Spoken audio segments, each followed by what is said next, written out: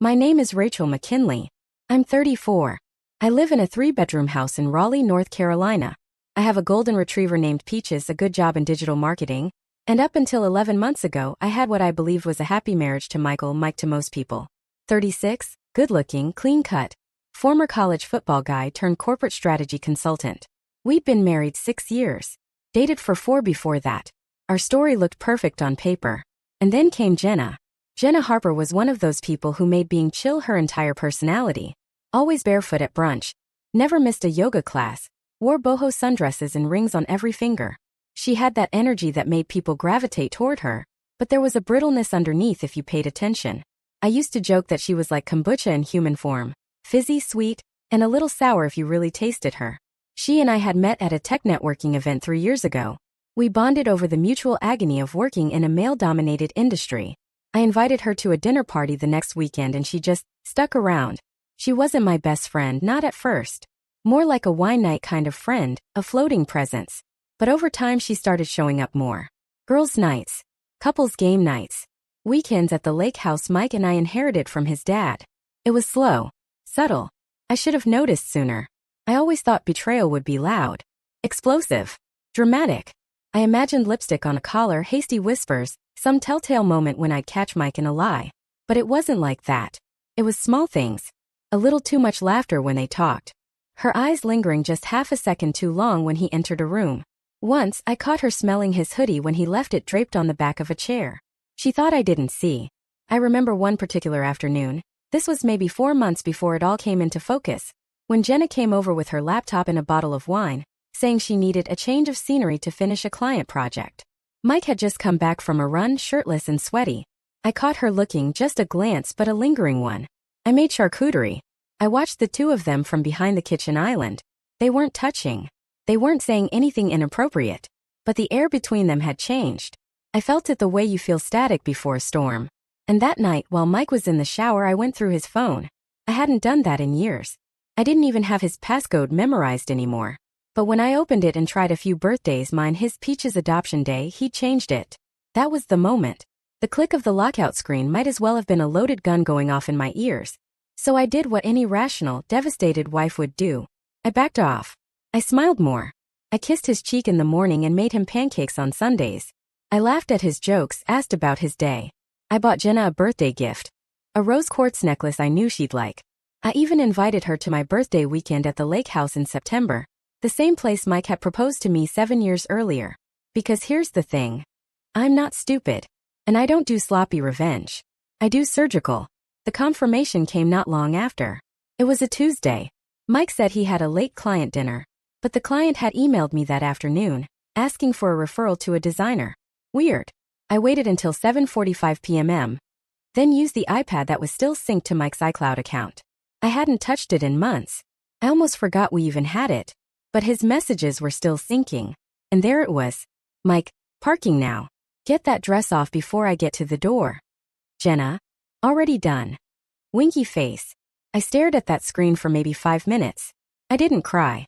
Didn't scream. I just sat there. There was something almost cinematic about the moment. The way everything just went still. When I finally moved, it was to close the iPad and pour myself a glass of Malbec. Peaches lay her head on my lap. I scratched behind her ears and whispered, "We're gonna burn it all down, girl." I spent the next few days making a list. Not a list of names. A list of vulnerabilities. I wasn't just going to blow up my marriage. I was going to salt the earth where their little affair had taken root. Because here's what they didn't know. I knew Mike better than anyone. Knew his weaknesses, his insecurities. I knew how he relied on me financially more than he admitted. How half the friends we shared were my friends from college and work. As for Jenna, she'd just taken on a major contract for a startup I consulted for. She bragged about it constantly, how it was going to put her on the map. What she didn't know was that the CEO of that startup, Brandon, was an old college hookup of mine who still owed me a favor. Things were already in motion. You have to understand. The most dangerous thing in the world isn't an angry woman. It's a calm one. Mike thought he was living his best life. Still sleeping in our bed, still letting me make dinner. Still sending his little "can't wait to see you" text to Jenna like I was some oblivious idiot. And Jenna? She came over one night with a bottle of wine and a smug little smirk on her face, wearing that rose quartz necklace I gave her. She said, "You always make this place feel so cozy, Ratch." Like you were meant to be a wife. I smiled. You think so? Oh, definitely. I could never do it. I don't know how you do it all. I looked her dead in the eyes and said, it's all about planning. She laughed. I did too. But I wasn't joking. I started with the money. Mike had never been great with it. That was always my domain, as he liked to put it. I handled the bills, the taxes, the investments. He joked that he wouldn't know how to pay our mortgage if I died. That joke? Aged like milk. We had one shared account, which was where our paychecks deposited and bills auto-withdrew.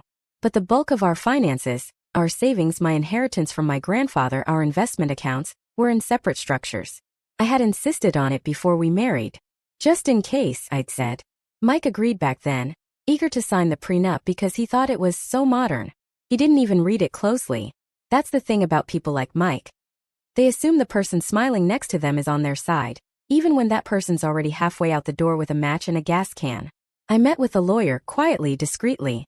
A friend of a friend recommended her. Camila Reyes, absolute shark. She read my prenup, looked over our finances and said, you'll walk away with 90% of the assets. Maybe more. That was a good day. The second cut came through Jenna's career. She was freelancing full-time now, mostly doing branding and strategy for startups. She had just landed a lucrative client, a rising AI company that was starting to buzz in Silicon Valley circles. She wouldn't stop talking about it. How she was finally getting noticed. How this was going to be her thing. What she didn't know was that I was connected to Brandon Nash, the COO of that very same startup. Brandon and I had history. Nothing romantic. Just late nights working on group projects in college, sharing too much caffeine and too many secrets. He was married now, but we stayed friendly over the years. I called him under the guise of setting up a corporate sponsorship opportunity for my company, and we ended up chatting for 2 hours. Near the end of the call, I asked, hey, who's managing your branding stuff now? You were using a freelancer, right? Yeah, Jenna Harper. Know her? I smiled. You could say that. Why? Something up? I hesitated. Just enough. It's probably nothing, I said lightly. But someone in our circle mentioned she'd been sharing details about your internal strategies. Casually, but still. Might be worth checking the NDA terms. That's all I had to say. 3 days later, Jenna's contract was suspended. A week later it was terminated. She texted me a long rambling message. I don't get it. They loved me. I didn't even do anything. This is such BS. I responded. Ugh, I'm so sorry, Jen. People are so shady in that world. Let me know if you need help updating your resume. She didn't reply. Mike, meanwhile, was still blissfully unaware. He came home with flowers one night, claiming he just felt like it. I almost laughed. He never brought me flowers even when I was sick. The guilt was eating him alive, and he was trying to bribe his conscience with Trader Joe's daisies. I put them in a vase and thanked him. I kissed him goodnight. Then I waited until he fell asleep and logged back into the iPad synced to his iCloud. The messages with Jenna were still pouring in. Jenna. I need you. Like I need you. Mike, soon. She's been weird lately. I think she suspects. Jenna. So what? Let her. I don't care anymore. Oh, but I did. And that's what mattered. The third cut came through isolation. Mike and I had a circle of friends, college friends, couple friends, my coworkers, a few of his. I started reshaping the narrative slowly and softly. I invited people over for wine nights when Mike was working late. I asked mutual friends if they'd noticed anything off about Jenna. I never accused. I just planted seeds. Is it just me or has she been kind of intense lately?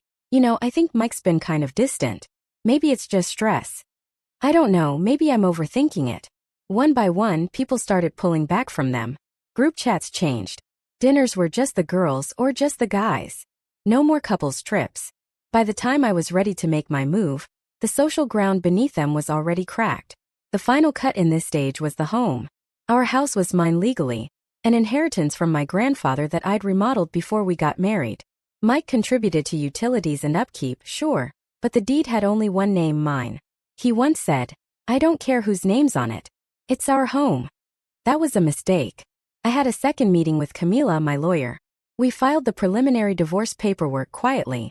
The court sent him the formal notice by certified mail, but I arranged it to arrive after a weekend trip he was taking to the mountains with his co-workers. When he came back, there was a sealed envelope on the kitchen counter waiting for him. I wasn't home. Just a sticky note. You'll find everything inside. I'll be at my sister's for the week. Don't call. And the day before that envelope arrived, I had one last wine night with Jenna. I invited her over. Told her I needed a distraction because Mike's been so distant lately. I wore soft pajamas and no makeup. I played the part of the vulnerable wife while she sipped my Cabernet and pretended she wasn't stealing my husband. She gave me a tight hug when she left. "You're gonna be okay," she said. I smiled and whispered, "I know." The day Mike opened the divorce packet was the first time I ever saw true panic on his face. I wasn't home when he read it. I made sure of that. But I got home that evening to find him sitting at the dining table, the envelope and papers scattered in front of him, untouched dinner still on the stove.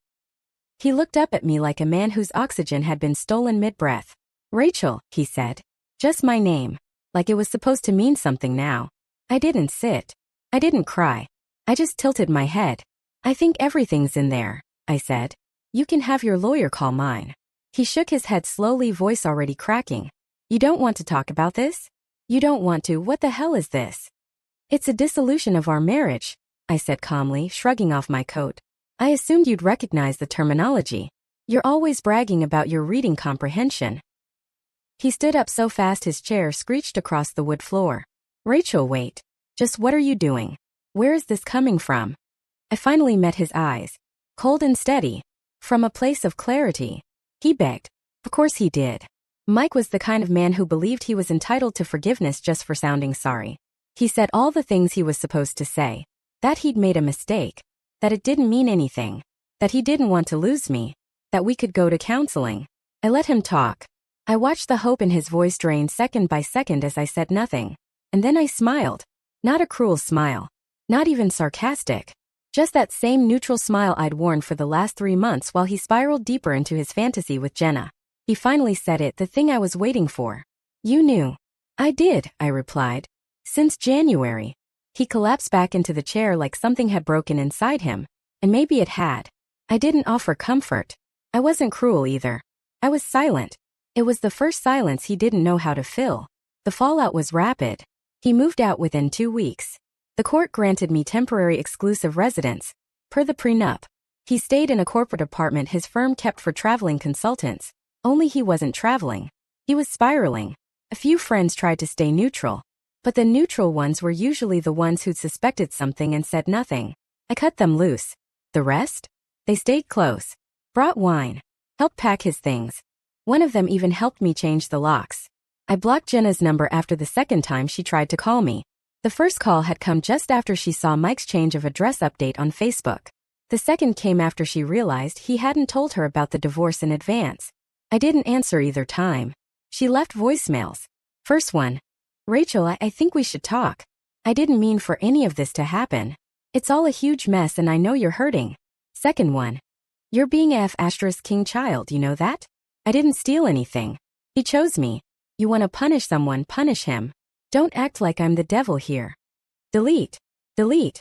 Meanwhile, Jenna's life was beginning to buckle in more ways than she could handle.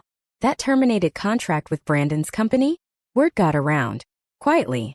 Branding consultants in our city all know each other. A few subtle emails and one anonymous tip about potentially unethical business conduct later, she lost another gig she'd been hoping to land. She didn't know how it all unraveled so fast. I did. She made a few sad Instagram posts, full of healing energy quotes and vague references to toxic people, trying to dim her light. I screenshotted them and saved them in my growing archive labeled, "Collapse." Mike tried to win me back. Of course. The text started within a week of moving out. "Mike, I can't believe I threw this away. Mike, you were always the best thing that ever happened to me. Mike, I don't think I've ever actually known peace without you. Mike, can we talk? Please." I didn't reply. 2 weeks after silence, he sent a long, desperate email about wanting to rebuild what we lost. How he'd broken something sacred and wanted to really try this time. Attached was a photo of us from a trip to New Orleans 5 years ago. I'd forgotten about that photo. We were laughing over beignet, my sunglasses crooked, powdered sugar on my nose. I stared at it for a long time. Then I dragged it to the trash. Meanwhile, Jenna got bold. I heard through a mutual acquaintance that she was telling people I was emotionally unstable, that I'd imagined the affair, that Mike and I had been basically separated when they got involved. She made herself the victim of my silence. So I played my trump card. At the next gathering of mutual friends, one of those post-pandemic reconnect and potluck afternoons, I showed up with printed copies of Mike and Jenna's texts. No context. No anger. Just a polite smile and a manila envelope. I thought you guys should see this, I said lightly, handing it to our old friend group. No screaming. No drama. Just the quiet sound of truth sinking into the room. I left before the shock wore off. By the time I got home, my phone was blowing up with messages from friends. What the actual F***CK? She lied to all of us. You're handling this like a F***king queen. The next morning, Jenna's Instagram was deleted. And the best part? Mike and Jenna were now stuck with each other. They tried. They really did. A few weeks of posting cutesy coffee shop pics. A hike. A photo of her legs on his lap with some cringe caption like, "Cozy days with my favorite." But the magic doesn't last when it's born in betrayal. He resented her for being the reason I left. She resented him for not being the man she thought she was stealing. 6 weeks later, she moved out of the apartment they'd rented together. She posted a cryptic quote about sometimes, even the villain thinks they're the hero. I suppose that was the closest thing to a confession I'd ever get. Me? I wasn't just surviving. I was thriving. I hired an interior designer to redo the house, painted the walls a warm almond, replaced the bed, even swapped out the kitchen tiles. I booked a 2-week trip to Arizona, did a sunrise hot air balloon ride, and signed up for a ceramics class. I slept better, laughed more, started flirting with a guy at my gym who smelled like cedarwood and smiled like he meant it. And every now and then, I'd get a notification that Mike had viewed my Instagram story, or that Jenna had tried to follow me from a burner account. I never blocked them. Let them watch. Let them see what they threw away. Let them rot in the shadow of what I became without them. By the time the court date for our divorce arrived, Mike looked like he'd aged 10 years. He showed up in a wrinkled gray suit, a tie slightly askew, and that same tired, pale expression he'd been wearing in every social media photo since the fall. His eyes scanned the hallway outside the courtroom, probably hoping I'd show up alone, that I'd still be the same Rachel who used to smooth his collar and whisper, "You've got this." But I wasn't alone. Camila, my lawyer, arrived in sleek navy and red heels sharp enough to slice marble. I stood beside her in a fitted black blazer and a soft blue blouse. My hair was up. No jewelry. Just clean, crisp, and unreadable. He opened his mouth when he saw me, then shut it again. Good. Inside, the hearing was clinical. Efficient. There was nothing to argue. Thanks to the ironclad prenup he once called romantic, there was no alimony, no claim on my inheritance, no chance at the house. The joint account had already been emptied. The car was in my name. The business I built stayed mine. He left with a couple of boxes, a credit card in his name, and a savings account that had just enough to keep him afloat. Barely. When the judge stamped the final decree and passed the signed copy to Camila, she looked at me and gave a slight nod. Victory never needed a scream. As Mike and I walked out of the courtroom in opposite directions, I didn't look back. Meanwhile, Jenna was unraveling in her own way. She tried to pivot, launching a new freelance brand under a rebranded Instagram account, JH Creative Studio. Sleek font, cream and sage palette, all very clean girl boss energy. But in the background, her reputation was bleeding out. That story she told about me being unstable? Dead. No one bought it anymore. After I released the messages and receipts into the friend group, a wave of silence followed her wherever she went. People didn't fight her. They just faded. A few friends quietly unfollowed her online. Some blocked her. The worst punishment? No one confronted her. They just let her rot in ambiguity. She became the one who cheated with her friend's husband. Full stop. Not Jenna the creative. Not Jenna the fun one. Just a cautionary tale. She texted me once more, this time short and bitter. Jenna. Hope it was worth it. I didn't reply. But there was one thread left to pull. Jenna had been working on a podcast with another freelancer, Kayla, a photographer she met at a women's networking circle. They planned to do a launch series together on branding, betrayal, and bounce-back energy. Ironic in retrospect. I reached out to Kayla under a pseudonym, a burner email, a neutral tone. I sent the screenshots, the context, the timestamps. One email. 3 hours later, Jenna was removed from all the podcast branding. Kayla made a solo announcement, pivoted the podcast's focus entirely, and never mentioned Jenna again. She became radioactive. Mike, meanwhile, was trying to reinvent himself as a new man. A few months post-divorce, he created a profile on LinkedIn with some half-baked motivational posts. Things like pain builds strength, and rock bottom is where real men are born. He posted a gym selfie, changed his bio to resilience is a choice. He even made a short-lived attempt to start a YouTube channel called The Reboot Blueprint. It lasted 4 episodes. The final video was titled, Letting Go of the Past Without Losing Yourself. I watched the whole thing. He looked dead behind the eyes. I know what you might be thinking. That I got off on this. That I was fueled by vindictiveness. But that's the thing. This wasn't about rage. It was about clarity. There's a kind of cold, perfect calm that comes when you've been shattered by someone you loved, and then realize you're still standing. Stronger. Clearer. Cleaner. I didn't want revenge just to punish them. I wanted to remove the illusion they built. The fantasy where they were two misunderstood souls trapped in a dull world, reaching for love in secret. They weren't tragic lovers. They were liars. The real victory came in small, quiet echoes. Like when Maggie, a mutual friend who'd gone radio silent during the divorce, sent me a message out of the blue.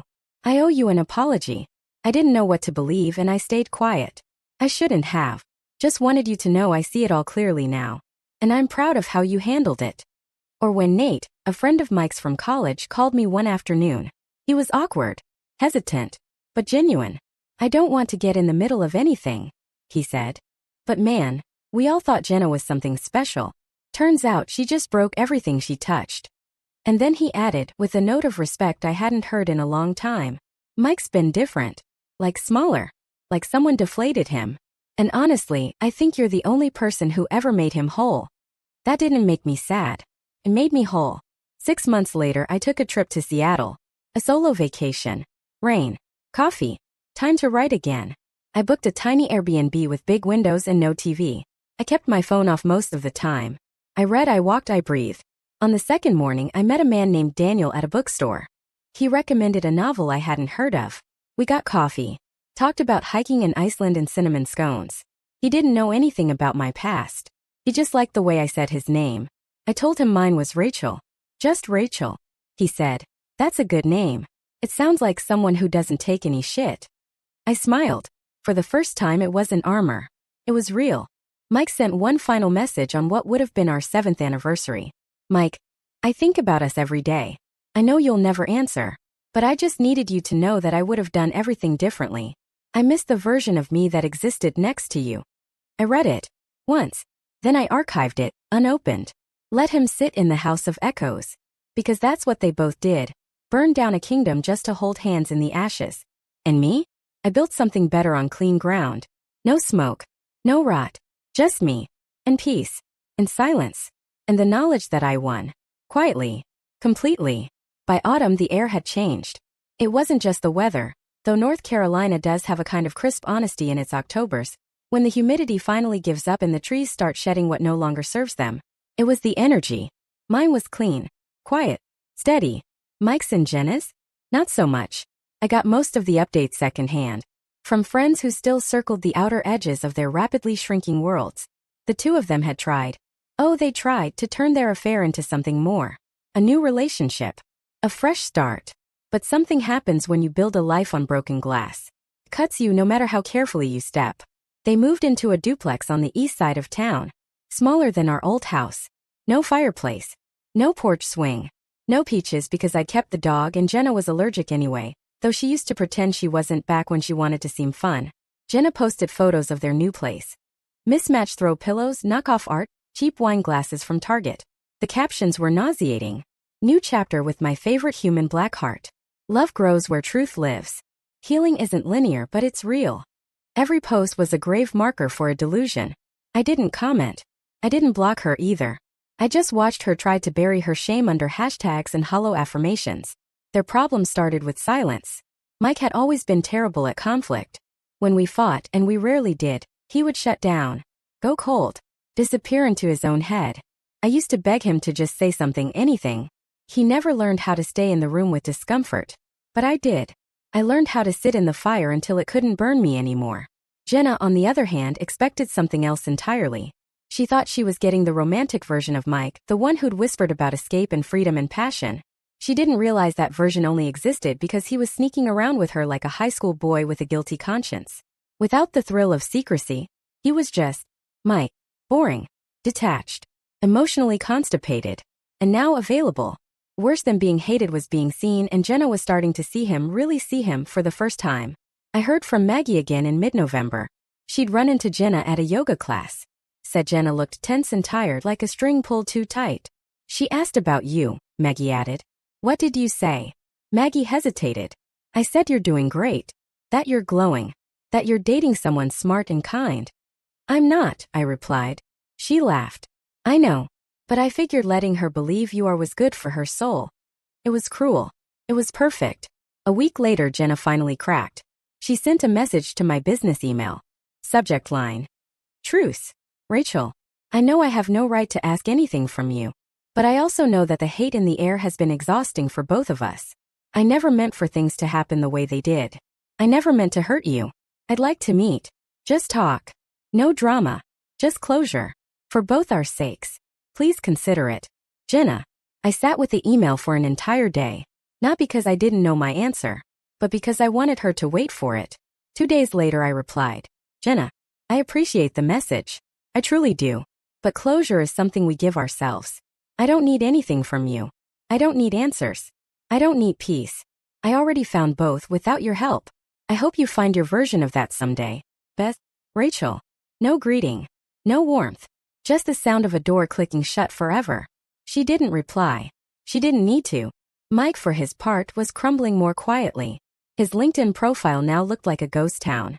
No posts. No updates. Just a hollow bio and a resume that hadn't been touched in months. Word around town was that he'd missed a key promotion. Something about not showing leadership potential. One of his old coworkers, Devin, a guy who used to come to our cookouts, reached out to me on Facebook. He's not the same. Lost.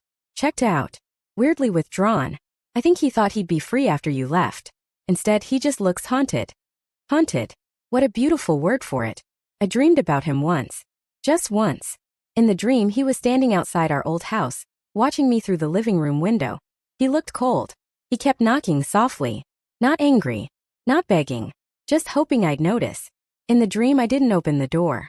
I turned off the light and let him stand in the dark. I woke up smiling. They broke up in December. No announcement. No drama. Just the silent digital aftermath of a breakup. Jenna changed her relationship status to single. Mike deleted all the photos of her. She unfollowed him. He blocked her. Then unblocked. Then blocked again. Mutual friends stopped asking me questions. They already knew the story. People always do eventually. You don't have to scream to make truth echo. By Christmas, they were both gone.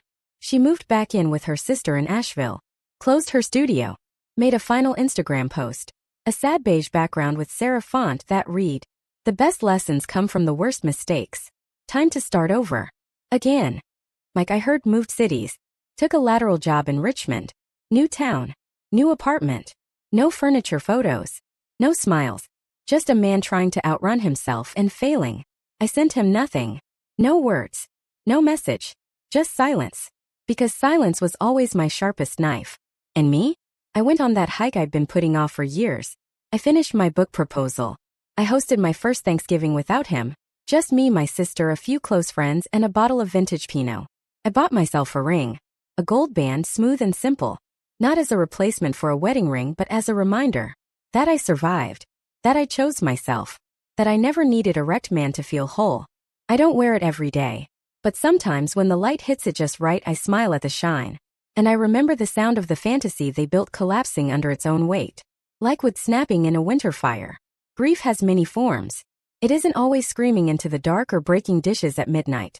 Sometimes it's the soft, echoing awareness that you've destroyed something sacred, and there's no way back in. Mike was beginning to learn that. But it wasn't the grief of losing me, not at first. It was the grief of losing who he'd been when I was still by his side. It started showing up in little ways. Like the email I got in January from Connor, one of Mike's former co-workers who had become something like a neutral bystander throughout all of this. He and I were never close, but we'd all been at the same Christmas parties and tailgates once upon a time. The subject line was simple. Thought you should know. Rachel. Asterisk, I know it's none of my business, but I saw Mike last week at a company mixer in Richmond. He looked rough. Not just tired. Like someone sleepwalking. He asked how you were. Not in a fake way. Real quiet. Said you always had a way of seeing people, even when they didn't deserve to be seen. Thought maybe you should hear it.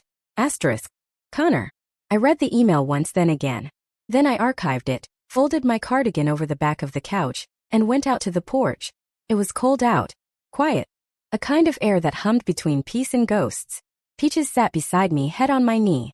I scratched behind her ear and whispered, "He's seeing me now, girl." But it wasn't really about me. It was about the version of me he couldn't unsee. The version who had loved him fiercely, who made the house warm, who remembered everyone's birthdays, who kissed his temple every morning and left sticky notes on the fridge when she had early meetings. The woman who smiled when she knew, who hugged her traitor of a best friend with full teeth and empty eyes, who offered red wine and almond crackers while planning to carve out their future piece by piece. That woman haunted him now, and I loved that for him. I didn't intend to keep track of him. I didn't stalk or spy. But the universe has a funny way of keeping you updated when it wants to. One Sunday in February, I bumped into Lena, a woman I barely knew, at a farmer's market. She was a friend of a friend who used to do marketing consulting for Mike's company. She was sipping a lavender latte and buying overpriced avocados when she spotted me. "Rachel McKinley?" she asked, brows lifting. I nodded, smiling politely. "That's me. You look incredible. Seriously, just glowing." "Thanks," I said simply, brushing it off. Then she leaned in like a conspirator. "You know he's still talking about you, right?" I blinked. "Mike," she clarified. "He tried to ask me out 2 weeks ago. First date kind of thing. Dinner, drinks, whatever. It was going okay until he started bringing you up." I said nothing. She continued. "Not in a creepy way. Just every story he told somehow ended with back when Rachel and I, or Rachel used to say, 'He's not over you. Not even close.'" I smiled again. Not out of pride. Out of confirmation. Jenna was quieter now. I hadn't heard her name in over a month. Her freelance accounts had gone dormant. No new website. No visible rebrand. One of our old friends mentioned she might be waitressing again part-time, just for now, at her sister's cafe in Asheville. She'd gone from the glowing girl boss energy to hiding behind a counter, pouring lattes for college students who had no idea she once considered herself an influencer of women. I imagined her there, watching people with laptops and plans walk in, watching time move without her, watching me from memory. She used to say I made her feel small in the best way, that I had this calm power she envied. I wonder how that envy tastes now. Probably bitter. In late February, I ran into someone I hadn't seen in years. Tyler Green, my ex from college. We'd had one of those wild on-again off-again flings that always burned out just before it got real. He was older now, broader in the shoulders, softer in the eyes. We met for drinks the following week. It wasn't romantic. Not at first. But there was a comfort to it, like reconnecting with a song you forgot used to make you feel something. We talked about everything but Mike. Until, inevitably, Tyler asked, "So what happened there? I thought you guys were like set." I took a sip of my drink and answered plainly. He mistook my love for weakness. Tyler nodded slowly. And then I let him find out what strength looks like. One night alone, I pulled out my journal. The one I'd started the night I found the first message between Mike and Jenna. I flipped through it, page after page of heartbreak turned strategy, pain turned architecture. There was an entry from early on, dated January 19th, where I'd written, "Don't destroy him yet. Let him think he's winning. Let her think you're blind. Let them build their house of lies together. Then light a match, walk away, and don't look back. Be still. Be precise. Be unforgettable." I underlined it again. Not because I needed to, but because I could. In March, I went on a retreat. 3 days in a cabin in the Blue Ridge Mountains. No Wi-Fi. No texts. No past.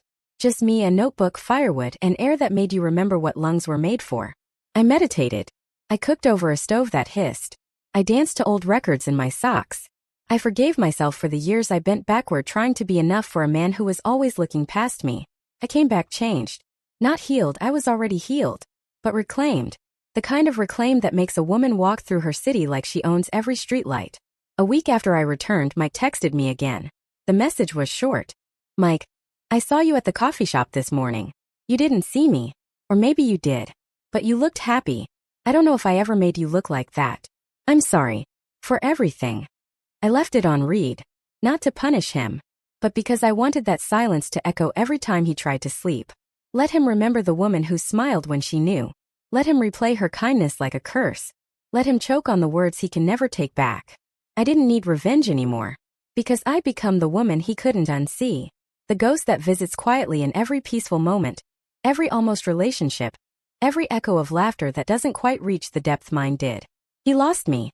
Not all at once. But slowly. Carefully. Irrevocably. And now?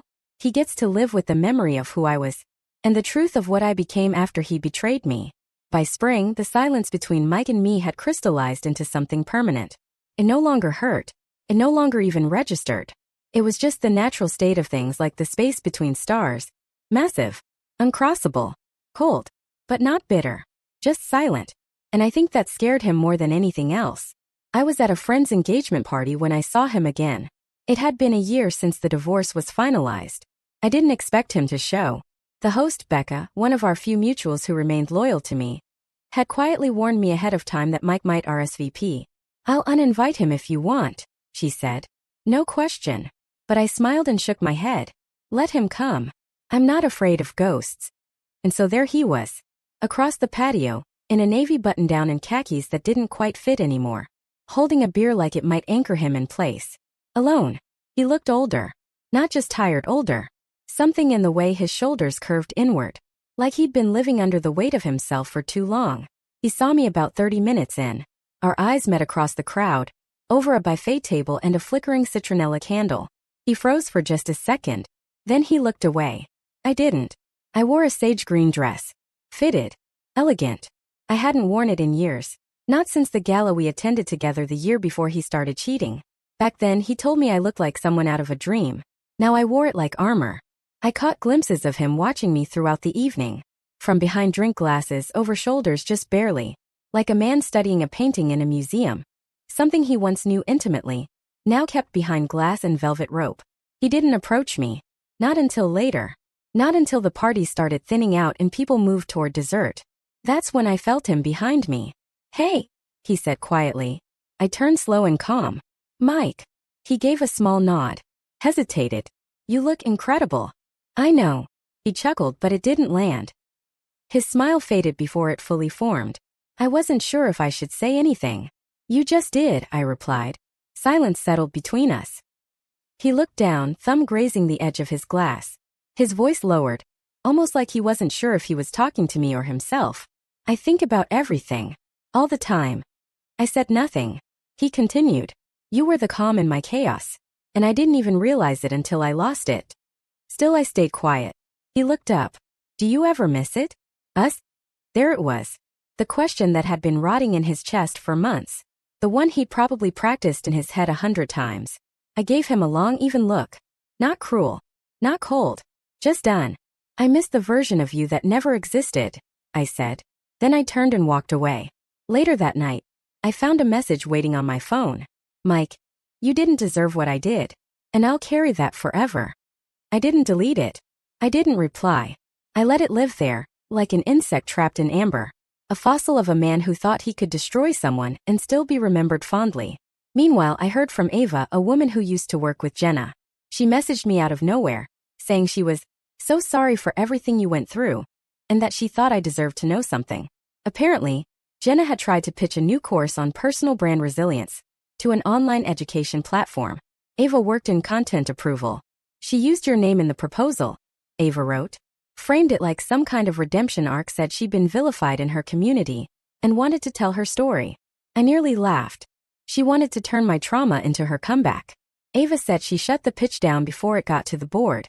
"No one's buying her story anymore," she added. "She's a ghost in our circles. But you? People talk about how classy you were. How smart. Surgical." That word again. Surgical. Like a scalpel. Like precision. Like something clean. I started writing again. Really writing. Not just the journal entries or fragments of thoughts I'd been scribbling since the betrayal. I began putting together a manuscript. Not a memoir, but a novel. Fictional, but emotionally true. A story about a woman who is broken and then slowly, deliberately rebuilds herself into something untouchable. My working title? The Woman He'll Never Unsee. I didn't name the man in the story. I didn't have to. By April, the house felt different. The light fell through the windows in softer ways. The shadows no longer clung to the corners. I'd replaced the bedding, repainted the hallway, rearranged the furniture in the office. There wasn't a trace of him anywhere anymore. Not physically. But I knew, absolutely knew, that he still carried pieces of me he couldn't scrub out of his memory. The scent of my perfume in a crowded elevator. The tone I used when I said his name in anger, in love, in finality. The sound of my laugh when I was laughing at him instead of with him. That's what they never tell you about betrayal. The person who walks away is the one who lives in the survivor's head rent-free. Not out of love, but out of lesson. That summer, I hosted a rooftop dinner with a small group of friends. Warm breeze, string lights, music playing low in the background. Someone asked casually if I ever heard from him anymore. I just shook my head. I think he's still figuring out how to live in the world I'm no longer in. There was a pause. And then Becca, the friend who'd warned me he'd show up at the party months ago, raised her glass. To surviving love. I raised mine back. To ending it before it survives you. They say every love story leaves behind a ruin. But the one Mike and Jenna built? It was never a love story. It was a crime scene. A place full of fingerprints and lies and illusions. And now it's just a ruin. Empty. Dusty. Unvisited. Except maybe by them. In the dark alone wishing they'd never stepped inside. The one thing no one warns you about is how peaceful the end feels when you didn't scream to get there. There was no explosion. No vindictive fireworks. No shattered plates or public showdowns. I didn't key a car or burn his clothes. I never sent Jenna a single threatening text or dragged her name through the mud online. I didn't have to. They did all the work for me. They were their own undoing. All I had to do was step out of the way and let the rot collapse on itself. It's been over a year now. 12 months, 3 seasons, and dozens of small deliberate choices that brought me here. To this strange, soft place beyond heartbreak. A place where I sleep through the night, drink coffee slowly, and laugh at things without looking over my shoulder to make sure it's allowed. A place where I feel light. Not because I forgave them, but because I stopped letting what they did define me. Mike called once. Blocked number. I almost didn't answer. But something in me, not curiosity, not softness, just precision, said pick up. Let him hear the silence from your own voice. I answered, didn't speak. He waited a few seconds, then. Rachel? Pause. I'm sorry. For real. I know that doesn't mean anything now, but I've carried it every day. You were the only real thing in my life and I spit in your face. I don't know why. I think I was scared. Of how good it was. Of how much I didn't deserve it. I let him talk. He said something about therapy. About realizing he self-sabotages. About how he finally sees what he became.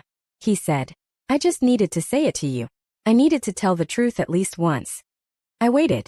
Then I said, calmly, clearly, you don't owe me the truth. You owe it to the version of yourself you killed. And I hung up. Jenna never contacted me again. I heard she moved to Portland. Her sister cut ties a few months after she left town. Something about money and lies and broken promises. No one I know keeps in touch with her anymore. She's just gone. A deleted account. A whisper. A cautionary tale. Exactly the kind of ending someone like her earns. I didn't rebuild the same life I had before. That would have been a waste of pain. Instead, I used the wreckage like bricks. I launched my own consulting agency in June. Took on only women-led startups. Hired 3 staffers, all underpaid. Overworked talents who'd been overlooked too long. I paid them fairly. Offered mental health days. Told them not to apologize for asking questions. They started calling me the architect behind closed doors. I liked that. I traveled Sedona, Seattle again, then Iceland. Alone. Fearlessly. I hiked across volcanic rock, stood beneath waterfalls, tasted snow on my tongue at midnight under aurora skies. I came back with new freckles and zero guilt. And yes, eventually I fell in love again. Not in a grand sweeping way. Not the kind of love that knocks down doors or screams through the rain. That kind of love has too much in common with chaos. No, this time it was slow. Gentle. Real. Graham is a carpenter. Quiet. Sharp-eyed. Good with silence. He never fills the air with noise when something hurts. He doesn't expect me to explain everything. He just sits with me until I want to. The first time I told him about the affair, I didn't cry. I just laid it out like blueprints. He said nothing for a long time. Then, that must have been heavy to carry. But damn if you didn't carry it with elegance. He's not perfect. But he doesn't lie. He doesn't cheat. And I never find myself questioning his silences. Sometimes I revisit that old journal, the one where the plan was born. The rage has been sanded away. All that's left now is precision. Thoughtfulness. A kind of eerie gratitude. Not for what they did, but for what I learned from it. They showed me how deep I could go without breaking. How much I could lose and still come back sharper. They thought they were tearing me apart. What they really did was strip away the parts of me that were still playing small. People ask me sometimes quietly, like they're afraid I'll be offended. How did you forgive them? I haven't. I won't.